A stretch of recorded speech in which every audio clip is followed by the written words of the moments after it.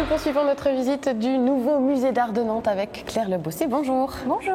Vous êtes conservatrice chargée de l'art moderne pour le musée d'art et ça démarre non pas dans les salles mais dans le hall. En définitive, il y a deux œuvres qui ont en plus une caractéristique intéressante, c'est qu'elles n'ont pas bougé pendant les travaux. Tout à fait. C'est les deux seules.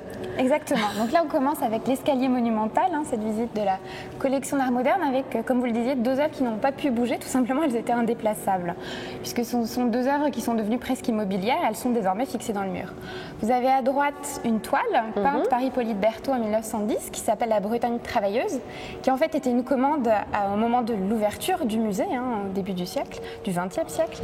Et puis en face, un bas-relief de Joseph Bernard, qui là est une grande œuvre en plâtre qui fait plus de 20 mètres de long et qui a également été restaurée à l'occasion des travaux du musée. Ouais, les deux œuvres ont été restaurées, elles ont pris plus de lumière. Exactement, elles ont été essentiellement dépoussiérées et décrassées, puisqu'elles étaient en bon état structurel, mais on a profité de ce moment de fermeture au public pour pouvoir monter des échafaudages et des nacelles assez impressionnantes. C'était le rare moment où justement intervenir sur elles ne voulait pas dire fermer la circulation.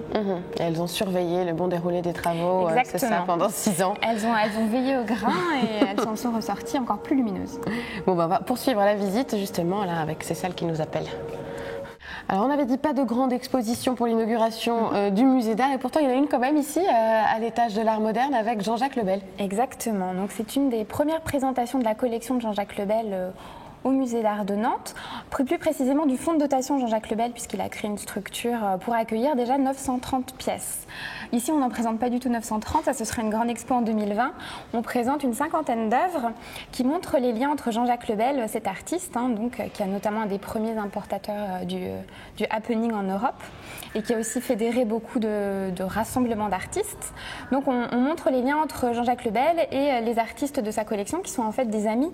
Ce sont des œuvres qui sont presque des témoignages d'amitié, l'objet d'échange entre son propre travail et l'œuvre d'artistes comme ici Philippe Ikili. On est face à une sculpture qui s'appelle Gyrophale, mais on va trouver notamment Dame June Pike, plus haut Yoko Ono, des œuvres de poètes puisqu'il a organisé des festivals de poésie performative, tout un tas de gens en fait qui ont vraiment baigné son univers artistique. Donc là on est dans la collection d'art moderne qui a changé d'endroit pour ceux qui se rappellent du musée d'art auparavant, ça a changé d'endroit, plus d'espace et plus de lumière aussi. Exactement, la collection était présentée au rez-de-chaussée du palais puisque maintenant le musée est tellement grand qu'il y a plusieurs bâtiments et on est désormais au premier étage avec la collection d'art moderne qui a presque 2 fois plus de surface que précédemment puisqu'au lieu d'une enfilade de galeries maintenant il y a 2 enfilades parallèles. Et ici on est vraiment autour du patio dans une des galeries où se déroule en fait l'accrochage de la figuration dans la collection d'art moderne. Parce qu'il y a des thèmes un petit peu. Exactement. La collection en fait va vraiment de la figuration jusqu'à l'abstraction après la Seconde Guerre mondiale. Et ici on est vraiment dans la partie figurative qui est organisée en plusieurs ensembles thématiques tout simplement autour de la figure, donc de la représentation humaine. Et là vous êtes face à la nature morte. Ensuite, on a un ensemble sur le paysage. Avec ce tableau de Fernand Léger. Fernand Léger, donc c'est une œuvre de 1945 qui s'appelle La Feuille verte et que peut-être vos téléspectateurs ont déjà vue puisqu'elle a été l'objet d'une exposition à la chapelle de l'Oratoire pendant la fermeture du musée, justement sur cette œuvre et les liens entre Fernand Léger et l'esthétique surréaliste. Et là, on arrive dans la partie consacrée au surréalisme. Exactement, plus précisément une salle qui s'intitule L'œil à l'état sauvage. C'est une expression de Breton qui permet d'associer à la fois des œuvres relevant du surréalisme mais tout ce que la pensée de Breton a permis d'ouvrir aussi au XXe siècle, notamment son intérêt pour l'art asilaire, l'art des fous, l'art des enfants, et puis tout ce qui est non académique, une forme de spontanéité. D'art brut un peu. D'art brut, effectivement, puisque c'est la dénomination que lui donnera après Jean Dubuffet. Et puis également, Breton, mais comme beaucoup d'artistes au moment de l'art moderne, s'intéresse aussi à l'art extra-occidental, à l'art africain, à l'art océanien. Donc c'est tout ça en fait qui est un peu synthétisé dans les productions qui sont ici. Et là, on termine cette partie de l'art moderne avec l'abstraction. Exactement. La collection moderne, elle est très riche en abstraction. En fait, dès 1922, ce sont nos œuvres les plus anciennes dans la collection, puisqu'on conserve un très bel ensemble de Kandinsky de sa période du Bauhaus.